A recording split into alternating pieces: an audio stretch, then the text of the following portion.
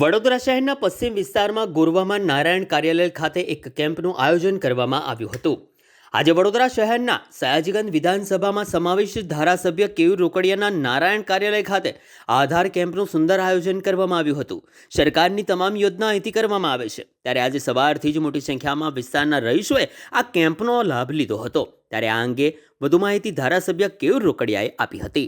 माननीय वडाप्रधान, माननीय मुख्यमंत्री, नायब मुख्यमंत्री, हमेशा एक अभिगम रहा है इन सभी का कि सरकारी योजनाओं का लाभ लोगों के घर तक सीधा मिले, और उसके लिए नारायण सेवा कार्यालय के इस कार्यालय के अंदर हम लोग Aadhaar card camp, ration card e KYC, प्रधानमंत्री आयुष्मान कार्ड, वयवंदना कैंप, इन सभी कैंपों का आयोजन करके सरकारी योजनाओं का लाभ और उसका जो मुख्य डॉक्यूमेंट है Aadhaar card updation, ration card e KYC, इन सभी को हम लोग लोगों की सुविधा के लिए इस कैंप का हर हफ्ते आयोजन करते हैं।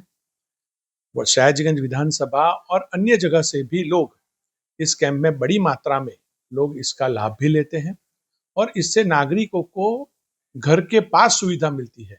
ये हमारा और सरकार का एक संयुक्त प्रयत्न है, और जो सयाजीगंज विधानसभा के नागरिकों को फायदा करती है।